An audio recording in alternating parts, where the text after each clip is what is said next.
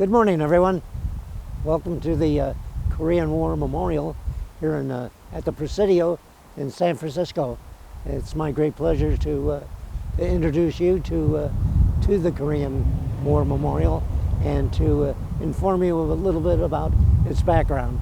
My name is Reid, and I served in Korea with the 1st Marine Division, and I arrived in August of 1951, and I departed in September of 1952, and during which time we were on both coasts of Korea, and we fought throughout that winter, and during that period we had 3 battles, and the decorations on my left shoulder are those of realized by the 1st Marine Division veterans.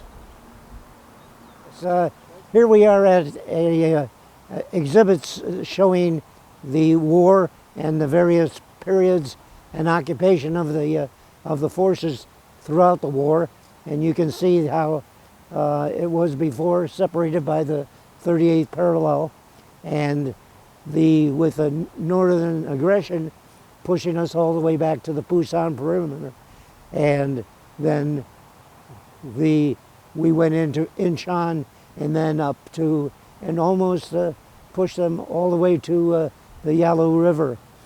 There were more bombs and explosives in Korea than there were during the whole of the Second World War. It was an immense undertaking, and it was a very, very brave undertaking for the United States. And the United States solicited the assistance of other parts of the United Nations and succeeded in having this great group of nations resist the communist aggression and successfully waging that war. The depiction here is quite descriptive and very touching, and it shows the Marines at the Chosin Reservoir, and also the fighting in the Battle of Seoul. Seoul was taken and retaken, taken again and retaken 4 different times. It was a hotbed. Never was a continent so absolutely obliterated. North Korea was flattened, as was South Korea, and it took them 20 years just to get to the starting line, where in fact they really launched themselves into great success, and South Korea today is really representative of a great triumph of democracy and the freedom of the South Koreans. The last depiction here is of the site at Panmunjom, where we successfully entered into a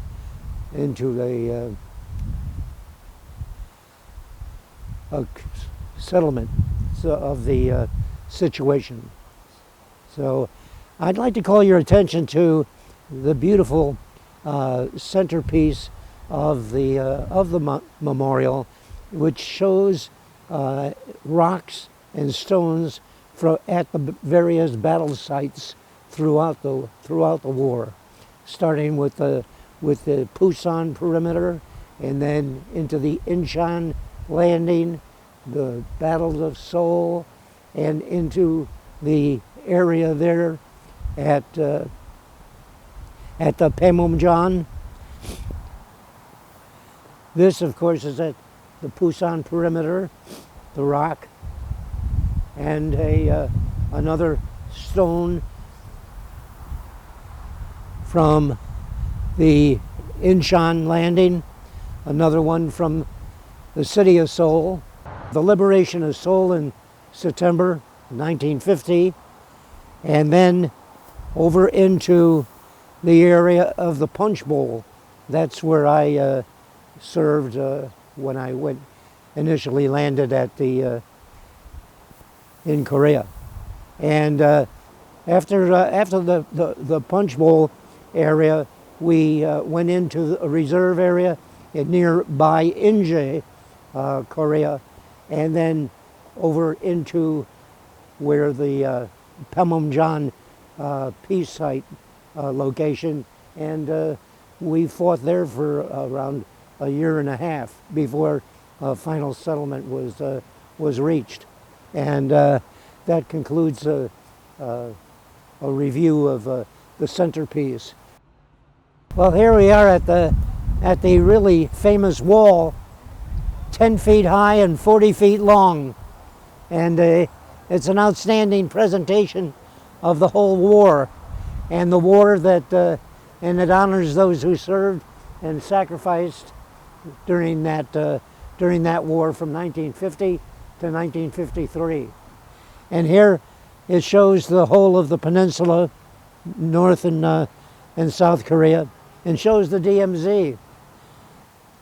I'd like to talk for a minute about this wall and what really represents the whole of the war, and it depicts and shows graphics of those battles, and really identifies the prominent figures in the war.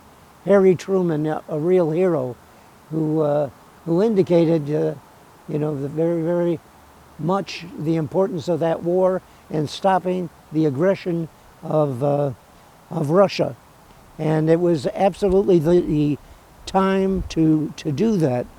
There had been, in fact, accomplishments of the Russians, and they had taken over all of the abounding or related areas and countries. It was time for us to step back, which we did. And this photo shows the Republic of Korea soldiers marching in line towards the front. And this shows American servicemen consoling one another during the heavy casualties that were taken in August of 1950. This picture shows the importance landing, which was made at Incheon and by the Marines. This is Able Company, 5th Marine Regiment, celebrated 5th Marine Regiment, landing at Incheon. And that's Bartolomeo Lopez going over the front of the LST and going into combat. He only remained alive for less than 5 minutes, and he took a grenade and put his body over it to protect his fellow Marines at that landing. He was awarded the Medal of Honor, and his company commander, it was the very much a big part in the building of this memorial. John Stevens, Lieutenant Colonel, he was the captain at the time of that landing. But this landing was really epic in terms of it carried such importance, and it really captured the essence of what the United Nations stood for, and it was aggressiveness and fighting back against the North Korean hordes. These are two very important pictures here. Is at the Chosin Reservoir, and it depicts the Marines withdrawing from that. But the importance of this really is that this identified the farthest reaches that the Marines put forward, and when they were confronted by the Chinese hordes. And the Chinese, they measured some 120,000, facing some 20,000 Marines of the 1st Marine Division. The Chinese really had one principal interest, and that was that they wanted to annihilate the 1st Marine Division. And at that time, it was very, very close in terms of the battles. But the A.P. Smith, who was our company commander, 1st Marine Division commander, withdrew the troops. When he was asked what he was doing, he said, we're just attacking in a different direction, which was in fact the case. And he took out all of the Marines and also some soldiers and the wounded at that time. We didn't leave anything for the enemy, and we withdrew with dignity and courage. And it was an obvious victory for the United States. And this is really memorable, and this shows Major O.P. Smith, the company or the division commander, and it reflects, he's reflecting upon those who gave their lives fighting as Marines at the Battle of Chosin. And Dwight Eisenhower, who made a trip over to Korea and pledged and finally got a settlement in terms of the reaching a conclusion with the North Koreans and Chinese at that time. And of course this coincided with the death of Stalin, and then we went into negotiations, and we finally achieved a quote settlement, and it took us at least 20 years to get back to a start, because at the end of the war, North Korea had been obliterated, as was South Korea, and it took several decades in order to get back to a semblance of progress. And today we're realizing great strides that are being made by the Republic of Korea. God bless them, and God bless the memory of all of those who sacrificed their lives and served during the Korean War. And the Korean War was a victory, a tremendous victory for democracy. So I'd like to say for a minute the importance of what that war meant.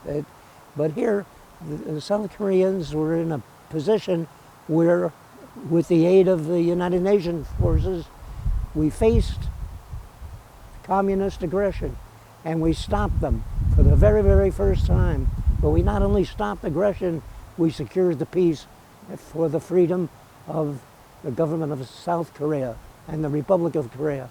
And I consider it to be one of the greatest things that our nation has done, to go overseas and to protect those who are in need of assistance in having freedom.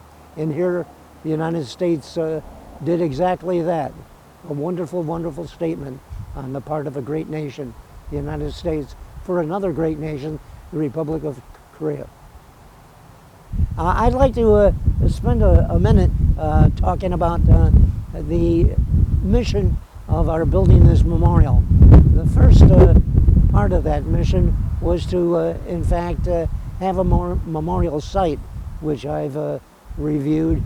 But the second part is just as important, and that second part of our mission was to inform, those who didn't realize the importance of this war, of how exactly it measures, what it meant, and coming to the protection of those persons in South Korea. And it was absolutely essential that we take these measures in protecting the individuals from South Korea, but also to inform the world of the importance of that war. And what we want to strive to achieve is to make an object lesson of it, and to point out how valuable it was, to the world, that we came to the assistance of those who sought and needed assistance in protecting their liberty and protecting their right to freedom, which we gave them. It's a great measure, and I take great pride in having been a small part in achieving that victory for the West and for the United States and Korea. Yep.